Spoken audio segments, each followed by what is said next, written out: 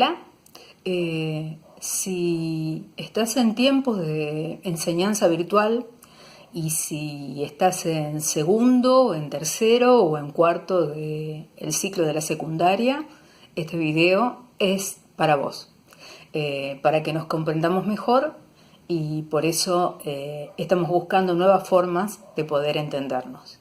Bienvenidos.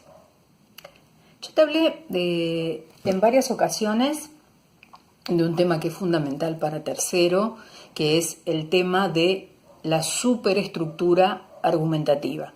Sabemos que cada vez que argumentamos, lo que hacemos es expresar una opinión propia de nuestra, propia creencia o pensamiento, pero que cuando la tenemos que escribir o cuando la tenemos que manifestar, tiene que estar correctamente estructurada como si fuera un edificio, para que esta opinión no caiga ante, digamos, el primer viento o ante el primer argumento en contra que se venga contra ella.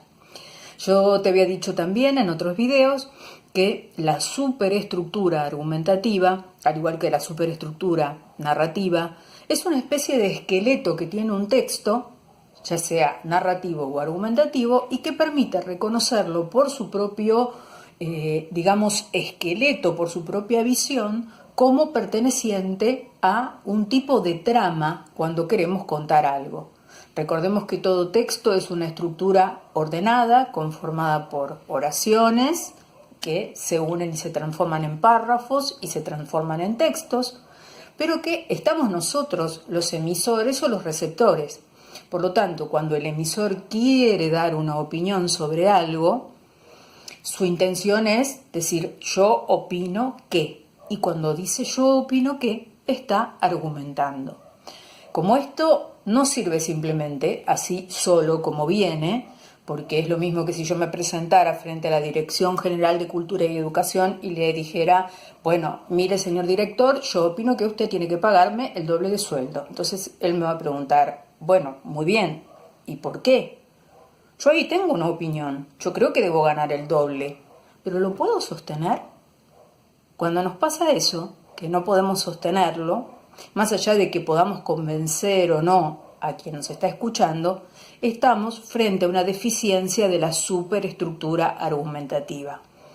Por eso a mí se me ocurrió, para complementar el punto anterior, a ver si viéndolo, cómo se produce esto, nos podemos dar cuenta cómo es sostener un punto de vista propio con todos los elementos que tiene una superestructura argumentativa. Y ahí te paso a mostrar de una manera muy, muy sencilla. Creo que lo vas a entender mejor. Esperemos. Bien, sabemos que cuando nosotros decimos yo opino, como yo le voy a decir al director de educación, señor director, yo opino que tengo que ganar más dinero, estamos en realidad diciendo nuestra opinión, elemento fundamental para que el texto sea argumentativo. Ahí yo estoy exponiendo el primer elemento de este edificio, que es la tesis. La tesis es el yo opino, que puede valer tanto como que vos le digas, mirá, en casa yo quiero salir. Y cuando te preguntan por qué, porque en esta época no se puede, y porque estoy aburrido, porque siento que así no puedo estudiar, porque me encuentro, en casa muy solo, porque tengo ganas de ir a dar una vuelta al parque. O sea, puede haber 1000 razones. Tu tesis puede sostenerse de 1000 razones, pero lo que tenemos que tener primero como elemento de esta superestructura que es un edificio, es una tesis. O sea, un yo opino. Este es el primer elemento. Pero si nos quedáramos solo con esto, ¿qué nos pasaría? Lo mismo que me pasaría a mí si voy y me presento ante la Dirección de Educación y digo, señor, yo opino que tengo que ganar más. Muy bien, expóngame sus razones. Y cuando él me dice, expóngame sus razones, o cuando la profesora te dice, justifique, de su explicación, argumente en un examen, te está pidiendo que esta tesis tenga el sostén de un edificio. Por lo tanto, ahí vas a tener que apelar en cualquier materia a la superestructura argumentativa. Bien. Toda superestructura argumentativa, para que sea, como dijimos, interesante, tiene que tener otra parte del edificio, que es el punto de partida. El punto de partida es algo que va a tratar de hacernos ganar puntos frente al que nos está escuchando. En este caso, para mí sería el director de Cultura y Educación, para vos sería tu mamá, tu tío, tu abuela, podría ser un profesor frente al cual vos no estás de acuerdo cómo te puso una nota o por la evaluación de la nota, puede ser una simple salida a la cual consideren que no tenés que ir y vos sí sientas que tenés que ir, y por lo tanto vas a tener que apelar a un punto de partida. ¿Qué es el punto de partida? Es cómo la comenzamos. La comenzamos de cualquier manera que sea interesante para el que te escucha. Muchas veces puede ser una anécdota, muchas veces puede ser un fundamento que usó la misma persona que te escucha en otra ocasión. Ejemplo, no me dejas salir a mí, pero la semana pasada lo dejaste salir a Juan, que es mi hermano, y eso sería un punto de partida. Pero para que sea interesante, vos lo que tenés que captar con este punto de partida, que es la primera parte sí o sí siempre de este edificio, es la atención del que te está escuchando. Puede ser una anécdota, puede ser un texto, digamos, que tenga un diario, puede ser una noticia de actualidad, puede ser un texto literario, lo que a vos se te ocurra. Pero el punto de partida tiene que tener como característica el captar la atención de quien te está escuchando. Bien, ¿cómo hacemos esto? Ya vamos armando como un pequeño, ya tenemos como un pequeño edificio, digamos. El punto de partida y la tesis, que son dos de las partes fundamentales de la superestructura, tienen que estar, para que se sostenga lo que vos estás diciendo, de alguna manera digamos, sostenido con algunos pilares que es necesario que tengas sí o sí para que la estructura no se te venga abajo, que son los recursos argumentativos.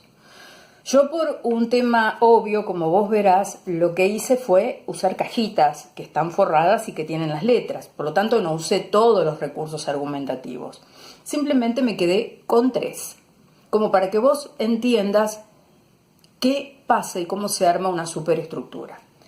El primero de mis recursos, que son aquellos que vos usás para sostener, voy a sacar el punto de partida, para sostener a tu tesis, es la pregunta retórica. ¿Qué es una pregunta retórica? Es un tipo de recursos en el cual vos haces reflexionar sobre lo acertada que es tu tesis realmente y que no esperas que te lo contesten, simplemente que al otro lo deje pensando. ¿Viste cuando alguien te hace una pregunta y vos te quedas como en un instante de reflexión sin respuesta? Bueno, precisamente esto es una pregunta retórica. Es una pregunta que tiende, es un recurso de la filosofía, de la lógica en realidad, porque esto es un discurso muy lógico, que tiende a que vos dejes al otro reflexionando sobre una cuestión determinada.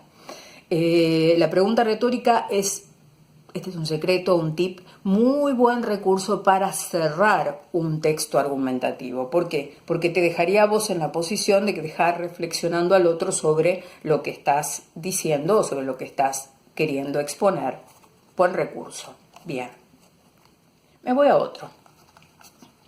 Tengo otra partecita de nuestro edificio, la ejemplificación. Este es el más fácil de todos.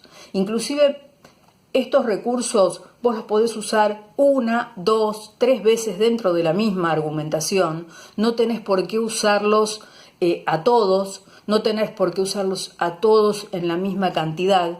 Y la ejemplificación generalmente es más sencilla porque ejemplos de lo que vos estás diciendo vas a encontrar un montón. En la vida cotidiana, en cosas que hayan sucedido, en cosas que te hayan contado, que te hayan pasado, que hayas leído, pero no te vayas por las ramas. Tienen que siempre estar ajustados al tronco de tu mismo árbol, y el árbol lo da la tesis. Estas son las ramas del árbol. Ejemplificar. Se conectan generalmente con un por ejemplo, parecido a, como sucedió en, porque cada uno tiene sus conectores específicos. Y bueno, me quedé con un último porque se me terminaron las cajitas, la verdad tendría que haberlo hecho más grande, pero bueno, es lo que hay en estas épocas, que es la cita de autoridad. ¿Qué es una cita de autoridad? Es que vos, sobre el tema que haya fundamentado tu tesis, coloques citas, dichos, cosas que hayas buscado en libros, en internet. Ahora tenemos la fabulosa herramienta de cualquier buscador y en donde podemos precisamente buscar dichos de libros, de palabras, de discursos que hayan pensado personas que tienen un juicio parecido al tuyo y que traten, obviamente, sobre un tema parecido al tuyo. Si tu cita de autoridad es que querés ir a jugar un partido a la cancha, obviamente no vas a buscar una cita de Borges sobre ese tema. En una de esas, una de Maradona, qué sé yo, de un director técnico que sea bueno, de la selección argentina, de algún jugador que te guste, sería lo ideal. Ahora sí, si estás haciendo una argumentación para mí, en ese caso, bueno, sí, en ese caso recurrí a alguien que tenga que ver con el tema, o no. Pero de todas maneras tiene que ser una autoridad, alguien que esté certificado 100% de que sabe sobre el tema que vos querés argumentar.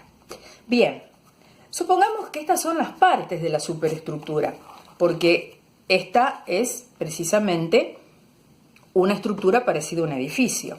Entonces dijimos que la tesis se sostiene sobre un punto de partida. Entonces, este es el punto de partida. Espero que lo veas ahí lo ves mejor.